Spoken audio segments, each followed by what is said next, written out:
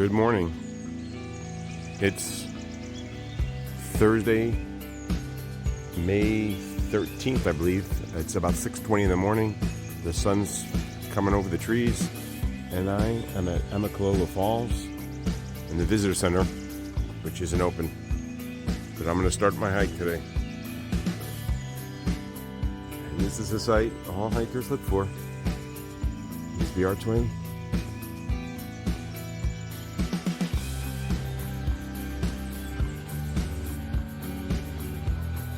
So here I am, just starting out on the first trail.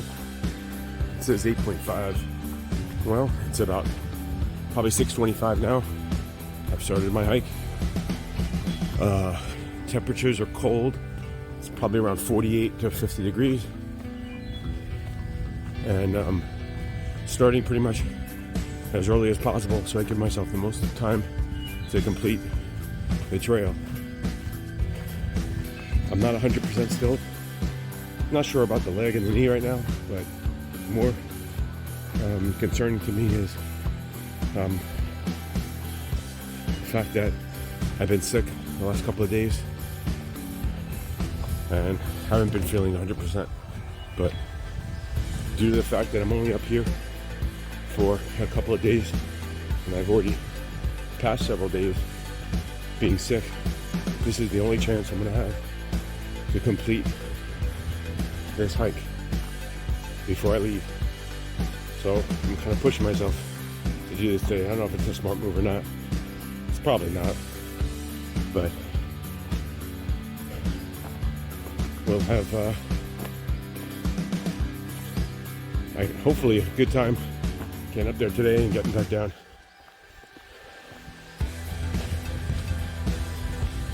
So I'll see what I'll be able to do. I started out at the visitor center because I'd like to end up there. I'm hoping to get back before they close today.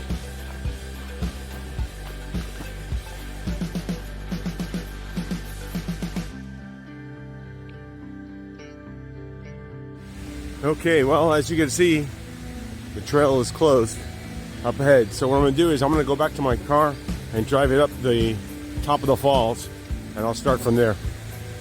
But at least I could say I walked the trail as much as I could. I'm resuming my hike at the, top of the falls overlook parking lot, which is exactly 1 mile into the approach trail. Walking up and back where I did 1.16, so I guess you could say I did the approach trail, or at least the distance. Check back in a little bit. Okay, I'm at the approach trail. I'm going to continue my hike. Just for clarification, when I was in my car coming up here, it was 44 degrees. So I'm assuming it's at least that, or colder. The sun's coming up, so it's starting to warm up.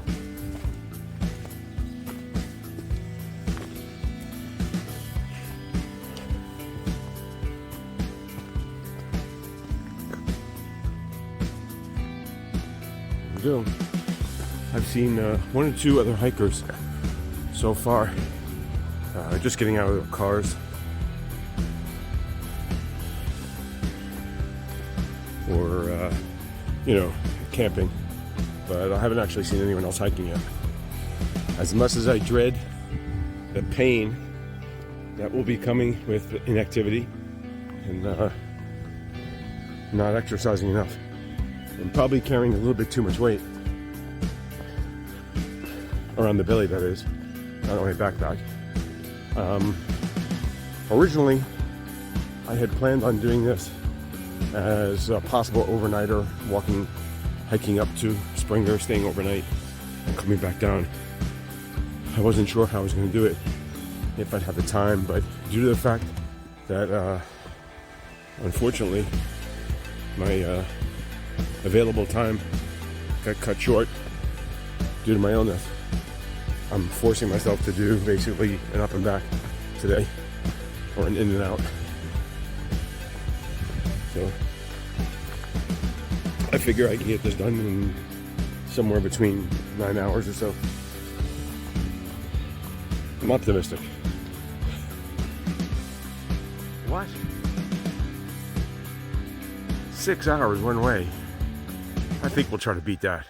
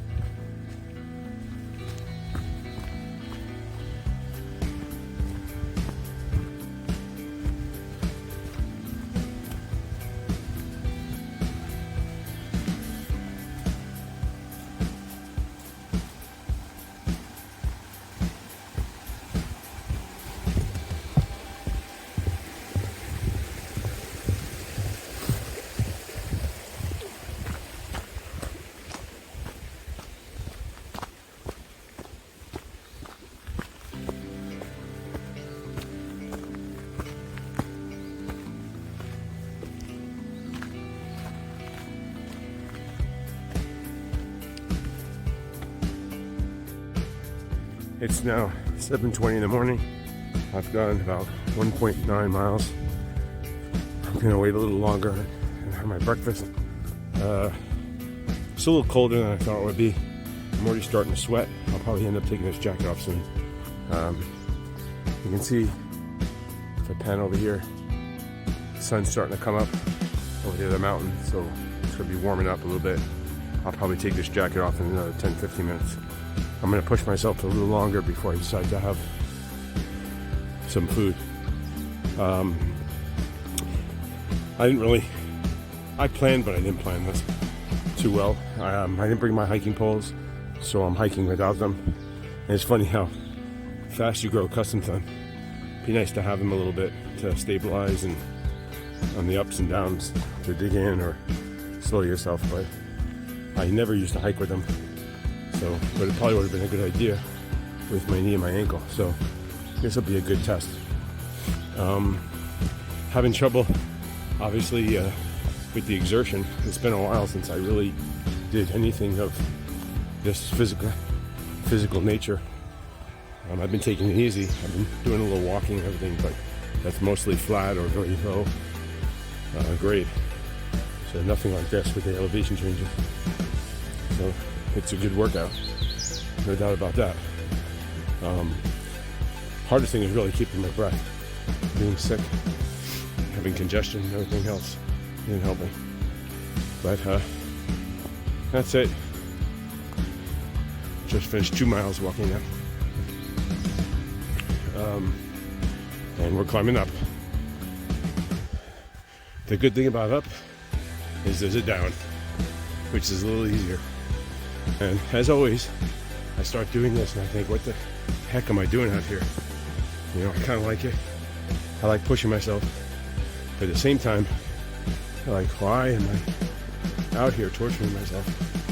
I don't need to be, you know? But in the end, when you get up to the top of that mountain and you look down, knowing that you climbed up there and the view, you earned it. There's a great feeling of accomplishment in completing, you know, going up a mountain or a trail that, you know, you just have to do it and understand. And obviously seeing things off the beaten path that other people don't get to see makes this worth it.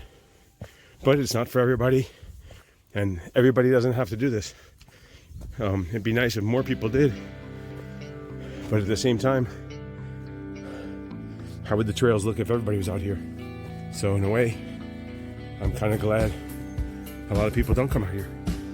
Helps keep it clean and pristine for the rest of us to walk the trails and have some solitude. It's now almost 8 o'clock. I've done about 3.4 miles of the approach trail. So I'm doing, I guess, pretty good. There's been a couple of definite climbs, but I think I'm averaging about 2 miles an hour at least. Hopefully I can keep this pace up. I'm gonna probably stop in a short while and get my breakfast out. I'll eat while I walk. I'm probably gonna take some more meds, and I'm gonna take off this sweatshirt. My sweatshirt is definitely, my back is all sweaty. So even though the temperatures are probably in the 50s, once you get moving and climbing up those mountains, you generate some heat, so you keep warm. So my fingers are a little cold, but you know, just moving around, keep them warm. I have them out because I'm holding the phone or the gimbal, so can't really warm them up that well. Other than that, I've seen one hiker. It's a beautiful day for a hike. Everything's, you know, green.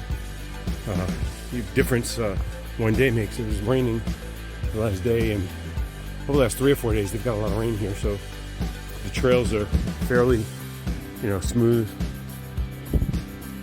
but it's dried out a little bit, so they're still damp, you know, but the soil is packed. For a while there, I had the drums playing in my head, as I was saying. You can hear my heartbeat, just like a dum dum dum in your head. That's the heartbeat. A long distance, or if you want to have a long distance hike and you want to be able to put on bigger mileage, unless you're in really great shape, you need to learn to slow down a little bit and pace yourself. You know, it goes back to that tortoise and the hare. So I want to be the tortoise, slow and steady. But in the end, you get a long distance because you're not burning yourself out. You're less likely to have an injury. You know, and if you're doing multiple day hiking, that's really what you need to do. It takes a while for your body to respond to this type of physical activity if you're not used to this. If you do this every day, you know, that's a different story, or you've been training. But if you're not training, and then if you are training, you know, there's obviously some crossover. But, you know, I was going to the gym years ago when I started hiking again, and I definitely think it helped me, but it still didn't prepare me 100% for doing, you know, a 10, 12, 14 mile day. It made it possible for me to do that, but it still hurt. It's still, there's muscles you're using when you hike that you don't use when you're weightlifting. You know, the little tiny muscles that support your feet and your legs. You know, most exercises are pretty level. You're on good ground.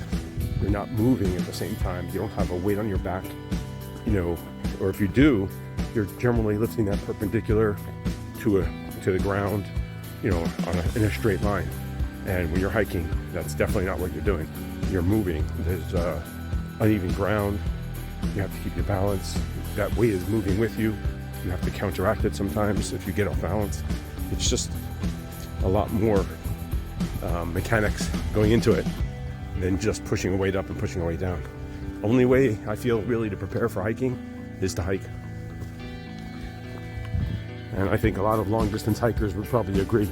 I think the working out helps you and conditions your body and gets your muscles ready to do these activities. But to the particular movements and muscles you need to hike really come with hiking.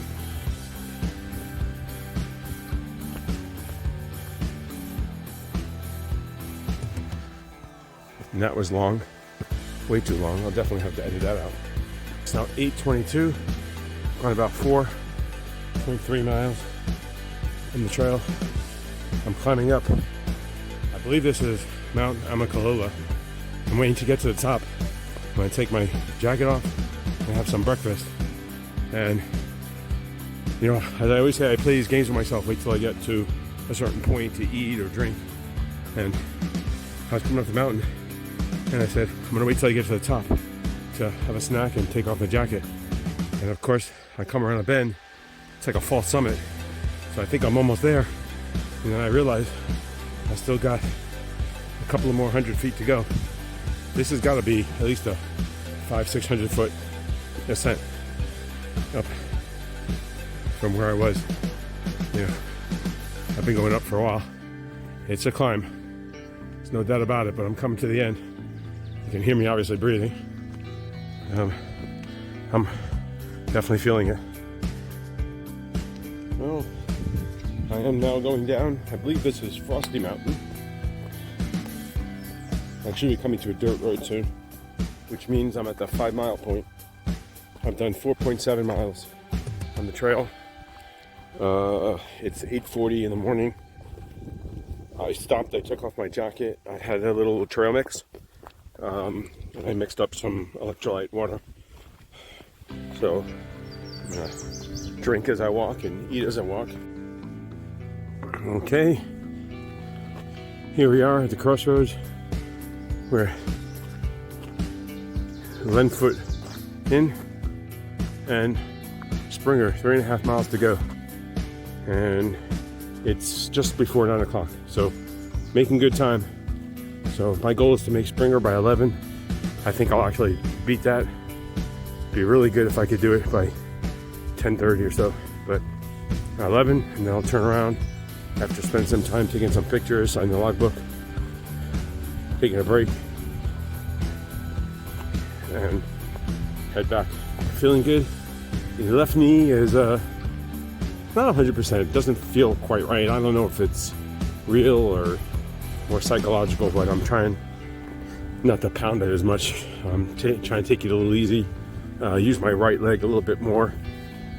I'm lefty and I'm left side dominant. Obviously, even when I walk, I've always felt like that's my, it's a foot I push off with, or if I'm taking a big step up or step down, I tend to gravitate toward the left leg a lot. So I'm trying to make an effort to not do that so as I don't strain or hurt that leg anymore. It's still a beautiful day out here. It's warmed up a little bit with the sun coming out. There's a slight breeze, but it's not real windy compared to what it was yesterday or the day before. This is great hiking weather. Hard to believe here we are coming up in the middle of May, and we're in the 50s today. Wish it could be like this all year long. This would be perfect. And I've reached Nimblewil Gap. There's a little water spot here. There is a camper here. A hiker is probably ahead of me. You can see they left their pack here, and they're down there getting water at the little stream. We're gonna keep on going. This is Black Mountain, I believe, and we should be coming up to the Black Gap shelter shortly. One of the good things about a gap, usually it's a low point between two mountains. Obviously that's why it's a gap. So generally you're coming down. Unfortunately, it usually means on the other side of the gap there's a ascent or a climb up. So, but the trail teaches you to appreciate both the good and the bad, just like life, right? When you're going downhill or it's level, life is good. When you hit an up, life is bad. That's a challenge or adversity or a bad day. And, but it teaches you to appreciate the level ground or the down because you struggle to get up on the climbs. So life's no different on the trail. Just different things are good and bad. And there's the shelter, which I guess are technically closed due to COVID. You're supposed to be avoiding gathering. And I just passed two other hikers. I don't know if they had camp here last night or not, but they're in this nice campsite just outside the shelter, and they're set up there. So this means I'm about 1.5, I think, from Springer. So we're gonna hopefully get there very shortly. I decided to walk a little closer to the shelter, give it a better look. It's my first time being here, so figure I might as well say hello to it. That's the shelter. You can see they have bear cables rigged up here, so you can hoist up your food so the bears won't get it. But there is also a bear box here. A lot of these are probably new. We weren't here earlier. I just saw a mouse. Little mouse, gray mouse.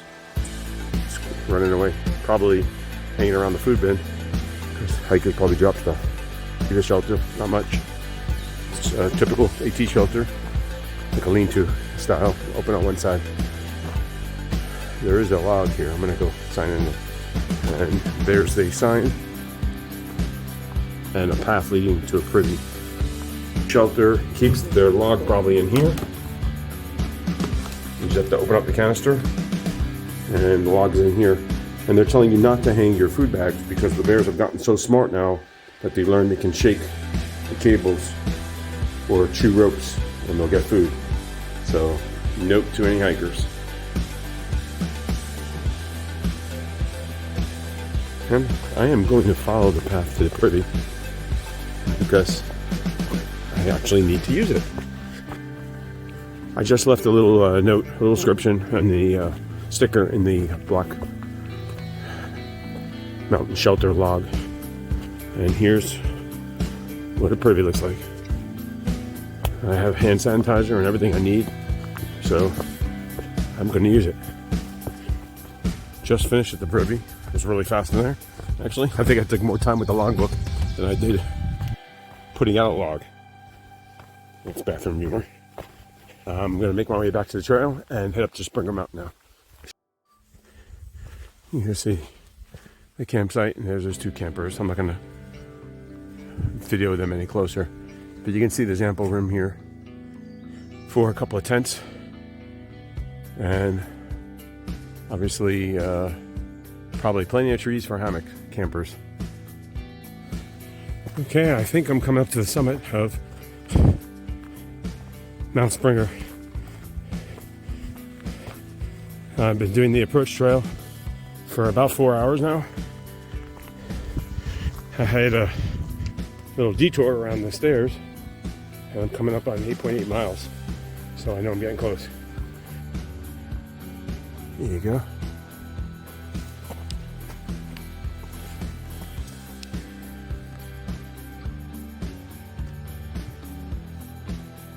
So I made it to the top of Springer. It's been 4.5 hours now. I made it here. It's 11 o'clock. I made it here actually about 25 minutes ago. There was a group of hikers up here. One of them was injured, and I was trying to help them out actually get a ride off. And I had service, and they didn't. Fortunately, so far, you know, a lot of them with service being a problem. And actually, this week is a bad week because gas has been a problem as well. But I'm up here. Like I said, I made it 4.5 hours. It's 11 o'clock exactly now. Basically about 9 miles. So I'm going to turn around and head back down the mountain. If I get down to my car, I'm going to text that injured hiker, see if they were able to get a ride. If not, I'll see about maybe coming up the service road and see if I can help them out and give them a ride back down to get her back down to her car. So, because, you know, we gotta help each other out. I also know what it's like to be hurt and injured. So I'm gonna basically pick up my stuff now and start hiking back down the mountain, and we'll see what happens. Okay, but this is the view from Springer Mountain.